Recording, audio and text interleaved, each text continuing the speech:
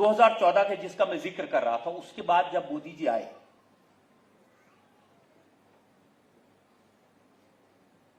उस समय जो कुछ हुआ वो वाकई में अपने आप में एक याद रखने वाली, सिखाने वाली चीज है।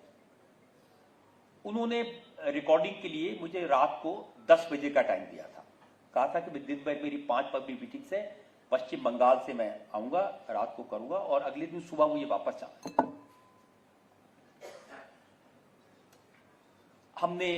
मैंने जो हमारा ऑडियंस कोऑर्डिनेटर था उससे कहा था कि भाई देखो, जो ऑडियंस में लोग बुलाओ बहुत उत्सुक होंगे, लेकिन बीजेपी के सपोर्टर्स को मत बुलाना, क्योंकि अगर मैं अनकंफर्टेबल सवाल पूछूंगा वो लोग डिस्टर्ब करेंगे। तो परिवार के लोग फिर और ऐसे लोग हों जो रात को 10 के 10:30 बज जाए, 11 बज जाए, देर तक रुके। हम नॉर्मली 350-400 लोग की ऑडियंस होती है, उस दिन 600 से ज्यादा लोग थे और इतने ही लोग स्टूडियो के बाहर खड़े थे। मैंने बहुत तैयारी की थी। मोदी जी आए तो जैसा कि हमारा तरीका है, वहां मेरे ऑफिस में रूम में बैठते हैं थोड़ी देर, तो उनका गला बिल्कुल बंद था, बिल्कुल आवाज नहीं निकल रही थी और बहुत फुसफुसा के बात कर पा रहे थे।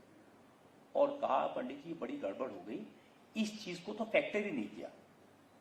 रोज रात को जब मैं 5-6 पब्लिक मीटिंग्स करके आता हूं तो गला बंद हो ही जाता है, ये सोचा ही नहीं। तो रितु जी ने उनसे कहा कि मैं आपको थोड़ा काली मिर्च का पानी देती हूँ, मिश्री देती हूँ। तो कहा कि ये मैं रोज करता हूं जी, गले की अपनी लिमिटेशंस है। अब ये सुबह ही मेरा रिकॉर्ड फिर शुरू होगा। थोड़ी देर बैठे रहे उदास, वो भी क्या करते आप, 15-20 मिनट, आधा घंटा हो गया। तो मैंने कहा ऐसा है कि फिर आप सुबह, आज रात को रुक जाइए, सुबह में हम लोग अर्ली मॉर्निंग हम रिकॉर्डिंग कर लेंगे। आप कहेंगे तो मैं ऑडियंस को सुबह 6 बजे 5 बजे बुला लूंगा। तो कहा कि मेरे पास पार्किंग नहीं है, मुझे वापस अहमदाबाद ही जाना पड़ेगा और कल अहमदाबाद से मुझे वापस पटना जाना है, कई जगह मीटिंग्स लगी हुई हैं, उनको तो नहीं हम टाल सकते। तो ये तय हुआ कि ठीक है, अब और 15-20 मिनट में फिर उन्होंने कहा मैं चलूं। तो मैंने कहा मोदी जी, नीचे जो पब्लिक आई हुई है इनको एक बार दिखा दें आपकी शक्ल, क्योंकि बड़ा खराब इंप्रेशन जाएगा लोगों में, या सोचेंगे मोदी जी आए नहीं टाइम देके, और हमारे बारे में सोचेंगे हमने मोदी जी का नाम लेके बुला लिया। और मैंने कहा कटघरे बैठ के 1-2 सेंटेंस आप ऐसे बोल दीजिए जिसमें पता चले आवाज नहीं आ रही है, तो हम क्योंकि बहुत उसको प्रमोट कर चुके हैं शो को, तो लोगों को बताएंगे भाई आवाज नहीं निकली थी इसलिए हम ये नहीं कर पाए, तो कार्यक्रम नहीं हो पाया, बाद में कभी करेंगे। इलेक्शन कैंपेन अपने पीक पर था।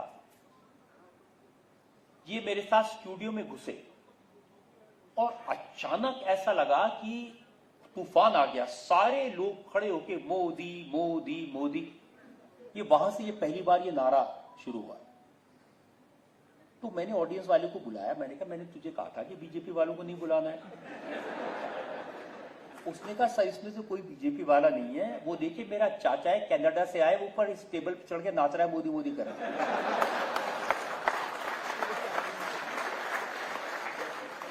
अब मोदी जी बात सुन रहे थे, हंसने लगे। एक लड़की ने दूर कोने से खड़े होकर कहा कि मोदी आई लव यू। वो बहुत जोर से हंसे और मुस्कुराए। फिर एक बूढ़ी औरत सामने बैठी थी, उन्होंने ऐसे सिर पे हाथ रखा और कहा बेटा मेरी उम्र तुम्हें लग जाए। तो Modi ji tears in his eyes, सब लोग। तो फिर वो कटघरे बैठे, तो मैंने ऐसे ही मजाक में कहा, मैंने कहा देखिए मोदी जी आजकल ना मोबाइल पर मैसेज आते हैं, राहुल खाए चॉकलेट बार, अब की बार मोदी सरकार। तो वो जोर से हंसे। मैंने कहा एक मैसेज आया है कि सोनिया बोली अब तो बोलो ऐ सरदार, मनमोहन बोले अब की बार मोदी सरकार। तो इस पर उन्होंने रिएक्ट किया। उन्होंने कहा भाई मैं तो नहीं ये लिखता हूं, पब्लिक से कहा आप लोग लिखते हैं, आप लोग करते हैं, भाई मैं करता हूं क्या?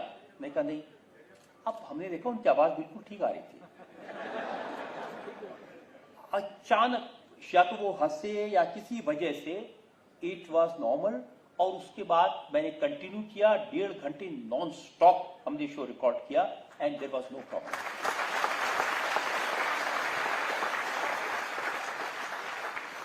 और वो आपकी अदालत के 30 साल के इतिहास का सबसे बड़ा, सबसे सुपरहिट शो हुआ, जब मैं उनको छोड़ने जा रहा था तो मैंने पूछा जी कैसे हुआ,